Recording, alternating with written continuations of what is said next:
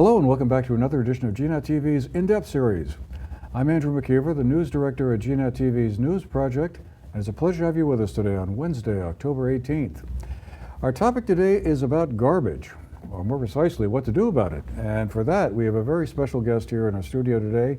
Eve Schaub is a writer from Pawlet, who has written a book called The Year of No Garbage, which you can see there in the front. It is the third book she's written in a series of Year of No's. A Year of No Sugar came out in 2014.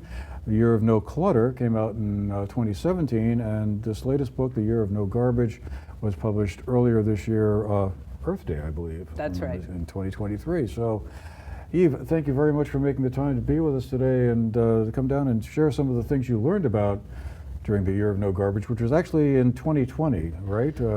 Yes. Also the year of COVID. I'm thinking, was that, you probably didn't plan it that way though, did you? That was very much not the year, like anyone, it was not the year we expected it to be. Right, because you started this on the calendar year, right, in January. That's right, January 1 to January 1. All right, okay, oh boy. So, I guess the starting point then is, what gave you the idea for A Year of No Garbage? I mean, you've been working on this series of books, but what led you to garbage? Well, I think I've always been kind of fascinated with the things that we're done with and let go of. I remember being a little kid, and I talk about this in the book, and watching Sesame Street back in the 70s, and Oscar the Grouch is there singing about how much he loves trash. And I got to thinking as a little kid, like I'd look, you know, this is back in the area I lived, we did not have recycling of any kind. Composting was not a term people talked about. We had one big black trash bag under the kitchen sink, and everything went into it. You know, whether it was organic material or metal or paper or cardboard or plastic, you name it, it all went into that one big black bag. And I remember being a kid and being curious, like, I wonder what happens next. I wonder if it's anything good. And fast forward to many, many years later, and me being an adult and living in Vermont, and I've learned a whole lot about the environment and about zero wasters that I see on social media. And I think of myself as a person who's already environmentally aware, conscious. I try to do the right things. You know, I shop locally, I shop at the farmer's market, I bring my bags to the supermarket most of the time. I think I'm pretty good. I recycle as much as I possibly can in our single stream bin that goes to the end of the driveway every week. And I thought to myself, how much harder would it be to go that step further and just have no garbage at all? And so that's when I approached my family and I said, I have my idea for the third and final book in the trilogy of Year of No. I'd like to do A Year of No Garbage. We're not going to throw anything away at all for an entire calendar year. And I had a job to persuade my family to join me on this project, which I did, and ended up being 2020. And the reaction was, yes, let's do this. So much enthusiasm. In fact, it was quite the opposite. And I write about this in the book as well. There was a lot of pushback from my family because I think they knew from experience that these projects might sound innocuous, but they are life-changing, all of them. And it's not just for that year. My husband always says, it's not just for a year, it's forever, because you learn things that you will never unknow. You know, it changes the way you approach the world when you do a big project like this, where you're doing something very different from the rest of society. So did you have a plan for how you're going to go about doing this, or was this a make it up as we go along kind of thing? So I have been referred to as a stunt writer, which at first I was like, no, I don't know how to feel about that. But then I really liked it because it's this idea, it's the only world in which I will ever be a stunt person. And I feel like, you know, I'm a very curious person. I'm a very optimistic person by nature. And I sort of feel like, well, what would happen if we just jump in with both feet and try this idea cold turkey starting from zero? And that's what we've done with every one of the three projects. And it's not comfortable, but it is interesting. And I also find it to be kind of realistic. I'm starting from a place that I think the average reader can relate to, and then going, let's see what happens next.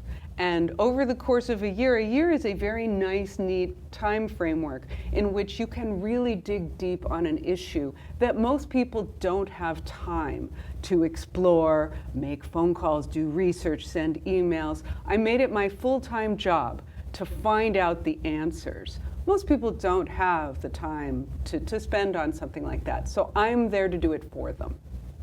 So I guess describe how it worked. I mean, you take all this stuff that typically you would throw into the wastebasket or whatever, and then go down the driveway to the recycling toter or bin or whatever. What happened to all the garbage then? The stuff that normally would get tossed. Well, when you stop throwing things away, stuff starts to accumulate. I think most people can imagine, like, all of a sudden we've got all this material. Where's it going to go? And I started from this premise that there's no such thing really as garbage. That garbage is just a term that we use to designate things that we're done with, that we don't have a use for anymore and want to get rid of. So what we did was we took the 96-gallon container that we normally hauled to the end of our driveway once a week, and it was always full in the past. And we took it and we put it in the corner of our garage, and it sat there sad and lonely for the rest of the year. And instead, our recycling container went into overdrive. And we started putting just absolutely everything that could possibly be recycled in there. Whereas before we were pretty good about recycling, we became the recycling experts, not just metal and glass and cardboard and paper and boxboard and, even aluminum foil, but all 7 different kinds of plastic. And I think most people are familiar with the resin identification code in the chasing arrow triangle that is on so much plastic packaging. So our single stream provider would accept all 1 through 7, and so we made sure we were cleaning and drying absolutely everything, all the packaging that came into our house, most of which comes from food, but other things as well, shipping when you buy things in the mail and so on.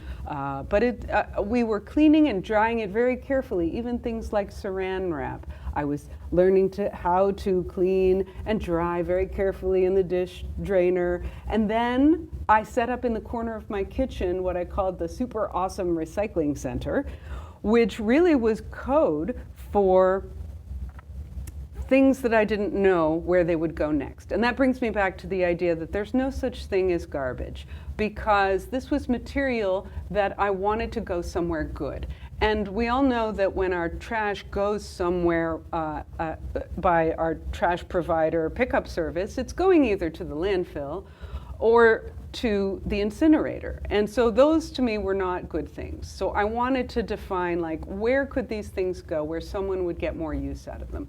I liken it to the definition of a weed. A weed is just a plant that's growing somewhere that you don't want it to be. So there's no such thing as trash if you can get these things, these items, this material to a good place where someone will use it next. That was my idea. And then what we found was that we were confronted with a whole host of different materials that we didn't know what they were. There's milk cartons. It feels like paper, but then how does it hold the liquid? So there must be plastic involved, right? Cleaning wipes, makeup wipes, what are those made out of? Again, it feels kind of like cloth. I had to do research. Potato chip bags. Metal, paper, plastic. It turns out, if you don't know what a material is, it's always plastic or involves plastic. It's usually an amalgam of a bunch of different materials. But the problem for recycling purposes is that when you take plastic and create an amalgam with different materials, they're not coming apart again. They're now married forever. So I had to find out, well, are there people in the world who can still use this material, even though it's not recyclable along the traditional means? So it sounds that plastics are the big...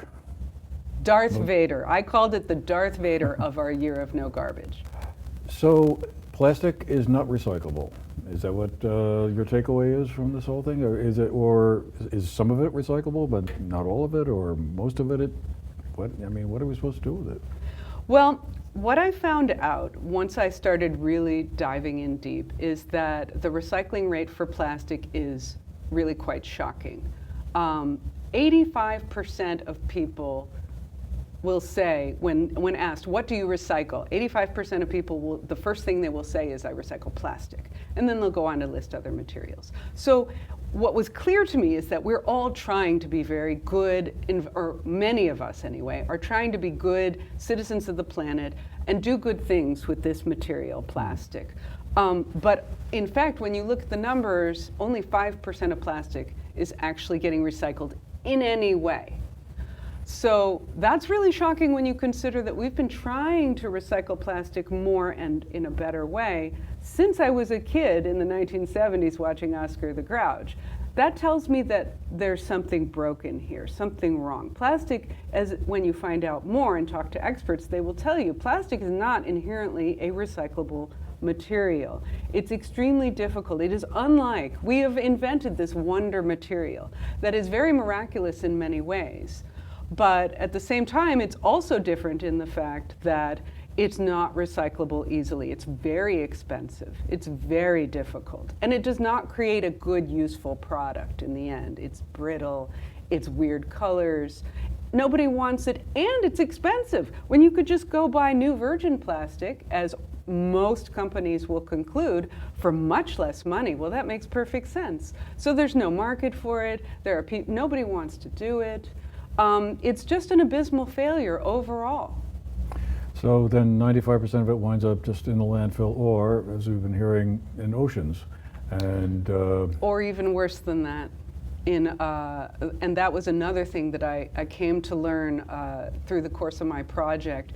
I ended up taking a whole college class at Bennington College on Zoom with the former EPA regional administrator, Judith Enck, who is the founder of a group called Beyond Plastics. She teaches the class, and I was very fortunate to find her at the moment that I did, because she is the preeminent authority on what's happening in the world of plastics today. And she was the one who was able to finally be that authoritative resource that I couldn't find anywhere else. Everywhere else I was turning, I was finding misinformation, disinformation, wishful thinking. We'd all like to think that good things are happening, but in fact, the reality is they're not. So I took this class over Zoom in the fall of 2020, and I was able to learn the truth, and it was much worse than I ever suspected in terms of what actually happens to this material. And one of the things that I learned is that ever since China stopped accepting our plastic recycling in 2017 through their Operation Sword policy, our plastics have then found other places to go around the world, being shipped overseas to impoverished nations who do not have the infrastructure to deal with it. And so it's getting dumped on the landscapes of countries like Malaysia and Myanmar and in India and Kenya, Vietnam, I mean, you name it, all these places around the world, children are walking to school, playing in our recycling. So to me, that's even worse than it going to the landfill. That's us trying to do the right thing and then instead doing exactly the opposite. And it's an instance of environmental racism. so what's the solution to that then? I mean, plastic containers are like ubiquitous. Yes. They're everywhere. And they're not going to be disinvented or replaced by anything I can think of readily off the top of my head, but maybe, I guess there's all kinds of other packaging things, but my gosh, you go to the supermarket or whatever and buy stuff and it is unavoidable. And that is something that I found during the course of our year. I had originally begun with this idea, I'm going to just not buy anything that I can't recycle. And that is not, as I found out, the harder I tried, the more impossible I realized that really was. I could not physically feed my family on the products that were left to buy, even the produce. I think most people are aware that when you go, we see more plastic every time we go to the supermarket than the time before. Why do I need my avocados wrapped in saran wrap on a little plastic tray? They have a perfectly good covering provided by nature, right? But the plastic industry, which is the big oil industry, is very powerful. And they are looking to triple their plastic production by 2050 because they see the writing on the wall. They know that people are buying fewer cars, and so plastic is made from oil. And so they see this as plan B, that we're going to just ramp up plastic and put it every place possible. So people talk about the demand for plastic. I do not think the plastic waste crisis is driven by demand. I think it is driven by supply. Makes you yearn for the good old days when milk came in glass bottles or whatever. I talk about that. I remember having a milkman, Right, and we had a me little too. milk container, and we would go and, yeah, refillables are really the way of the future. And it's something that we should look for as consumers. If we can use them, we should. But what I like to tell people is that personal responsibility, this is what I learned during the course of Year of No Garbage. Personal responsibility is important. It is consequential. We should all do what we can do. But at the same time, each one of us is not individually, personally responsible for the plastic waste crisis. If we all go out and buy a bamboo toothbrush tomorrow, it will not solve the plastic waste crisis, right? So we need more than just personal responsibility. We should do those things. They're all very important. We should keep recycling all the things except for plastic, which is not getting recycled. Now we know that. And we also need to push for corporate responsibility and legislative responsibility. So we need to look at things like styrofoam bans and plastic bag bans. We need to support them when they come up. And even look at a larger level and see that there's a global plastics treaty that is currently being negotiated at the UN. So there are solutions that are being formulated on many levels, and we need to look out for them and support them.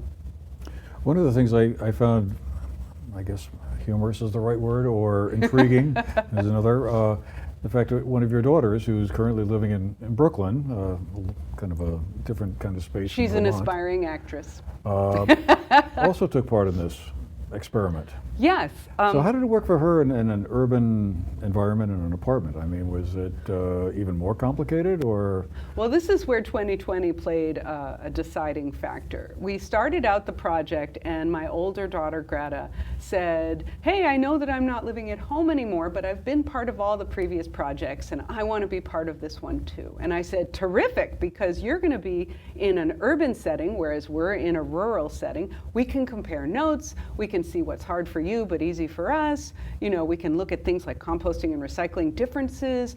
Well, then March 2020 rolls around, and my daughter was in acting school at the time. Of course, all classes are canceled, everything's off, no one's going anywhere or doing anything. So my daughter and her boyfriend come home to live with us. And they end up living with us for the entire rest of the year. And so we did not get that very much of that perspective of living in an urban environment, but we did have a much larger household to feed and that much more material coming into our house, all this single-use disposable plastic packaging that was around our food that I could not find a way to buy food without. And so it made it all the more urgent to be finding these solutions. So the Year of No Garbage ended on what, January 1st or December 31st, 2020? That's right. Have you kept going with it? Have you tried any way to kind of say, well, you know, hey, we learned that we can dispose of this over here or whatever, or did you sort of take a step back? Well, the answer is, are we still doing it, is kind of a yes and no. Like I said, you learn things during projects like this, life-changing things, that you go, now that I know this, I can never go back to being the person I was before, behaving the way I did. What we found was that we did go back, although we did manage to go for the entirety of 2020 without throwing anything away, Today, we do throw some things away. We went from that 96-gallon container that we used to just religiously take to the corner, completely full every week. We went from 96 gallons to now every week we create 9 gallons of trash. All of it, 100%, consists of disposable, single-use plastic packaging from food that we have not found a way to get around. So that's a very large change, and I think it speaks to how much one can do with personal responsibility, but it still isn't all the way. And I believe that we need to be able to get all the way. We need to be able to go grocery shopping and not have to buy this toxic, horrible material. We need to be able to use refillables. We need to explore other kinds of packaging. Decades ago, not that long ago, during my grandmother's lifetime, we lived without all of this disposable plastic packaging. We can do that again. So if someone goes to the bookstore and buys a copy of your book, what would be the main thing they would learn, you think, from reading through it? That there is a way to kind of at least go 90% without any garbage? Or I think that I tell people that I guarantee they will be surprised by some of the things they learn by reading this book. And I think it's interesting because often when one of my books has come out, people will come to me and say, I want to try doing this. And I think that's really admirable, and I think it's great. But I also want to say to them, it's not necessary. I already did it. So just read the book and take from it what you take from it. You know, I, as an author, don't want to come to people and say, this is the answer and you should feel really bad about yourself and change your life immediately. That's not what I'm going for. I'm going for a story that's relatable, engaging, entertaining above all, and tells the story of my family. And along the way, you're going to learn some interesting things. And then what you do with that information is what comes next for you. I think a lot of people, upon learning some of these facts, will want to change some of the ways that they do things in their lives. And if nothing else, it will change the way you look at the world. When you go to the coffee shop and you see that every single cup that is, it's a paper cup, but it's lined with plastic, and even the people who are staying there in the coffee shop can't get a ceramic cup, a refillable, washable, reusable cup. Well, why not? Why don't we ask for it? And in the nicest possible way, say, this is something that we'd like. I'd like that. I don't want to drink a cup full of microplastics. I don't want to harm the environment. I don't want to contribute to climate change, which is another thing I think a lot of people don't make that connection. But plastic is a tremendous driver of climate change. If plastic was a country, it would be the number 5 producer of the emissions that cause climate change. And that's from every step of the process, from fracking, which is where it begins, through the creation of the materials, the use of them, the transport, and then of course disposal. All of those steps contribute to climate change. And when you add it all up, it's quite dramatic. So we need to understand that plastic is not just an issue of, it's bad enough that we're seeing the videos of the turtle with the straw in its nose, which is terribly upsetting. It's bad enough that albatrosses are feeding little bits of plastic to their babies and they're dying. All the things that we know are bad enough, but what's still worse is that it's contributing to climate change, that plastics are showing up in our very bodies in the form of microplastics. This is really bad news. It just gets worse, the more you know. And that's why I think we have to approach this subject matter not with a sense of guilt or dread, but with optimism. Now we know the truth. Now we can think about things differently, move through the world differently, tell a friend, all of these things matter. I guess I'm just wondering, you must have thought, hey, there's going to come a point where that landfill is going to be maxed out, and the landfills in New Hampshire and New York are going to be maxed out, and where's all this stuff supposed to go in 5 or 10 years? Absolutely, and the fact is that sooner or later, we know that all landfills fail. They will leak. They also are not, I think, what a lot of people perceive landfills as being places for materials to go and break down. Oh, they'll degrade over time. Well, no, because the way that landfills are made, they are compressed. There's no oxygen in there. So there's no way for that material to actually break up and degrade. So instead of thinking of it as a good place, like a compost pile, it's more of a garbage mausoleum. It's just gonna sit there and toxic garbage juice is going to leak out of it, but nothing good is going to happen there.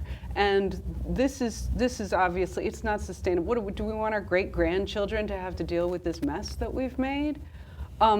This is the first time in human history, I think, that our trash has been so horrifying, you know, because all other materials, all the paper, glass, metal, everything has somewhere to go, some place to be reused, and when all is said and done, will break down, will be okay. It won't be harmful in the environment. It's not going to do anything bad. But we know that plastic is going to do some very bad things. Plastic is made from fossil fuels and toxic chemicals. We're talking about heavy metals, persistent organic pollutants, known endocrine disruptors, PFAS, known carcinogens. All of this chemistry is there leaching out of our landfill into our streams and the environment, and whatever goes into the environment ends up in our bodies again. And we're overwhelming the natural environment. We need to address this problem now that we know that. And just last question before we have to run. I was struck by one comment you made in an earlier interview you did, that's available on YouTube, I think, about how it helped you slow down a little bit, this whole process. I would have thought, boy, that would have had the opposite result for me. I mean, but instead of thinking I got to do 3 things at once, you found that this whole experience had a way of taking you in a different direction. Absolutely. And what I think I came to realize is that all 3 of the projects that our family has done together in this trilogy of works, whether it was avoiding sugar in our food, or trying to avoid clutter in our home, or trying to avoid having garbage come out of our home, what they all came down to was time and being thoughtful. And it made me realize that our culture, our current society, is not encouraging of that. It's, hurry up, how are you? I'm busy. Good, that's our society. We're encouraged to be busy, busy, busy, multitasking, when in fact what I found was the antidote to all of these different problems was being thoughtful, was taking time to deal with them, whether it was cooking more food at home from scratch or reading lists of ingredients and taking the time to figure out what they actually were, to looking more carefully at the things in my home, to looking more carefully at the things coming out of my home. It's all connected, and I think our lives are, and our environment and our children, our families, we're all worth that devotion of a little bit more time and thought. And so that's the conclusion that I think really comes from all 3 of the books. Fascinating. Well, the book is called The Year of No Garbage. Eve Schaub, writer from Pawlet, Vermont. Great to have you here. Thank you for sharing your insights from this whole experience. It's certainly, I'm trying to think of the right metaphor here, food for thought? Maybe not, but something. Anyway, really interesting.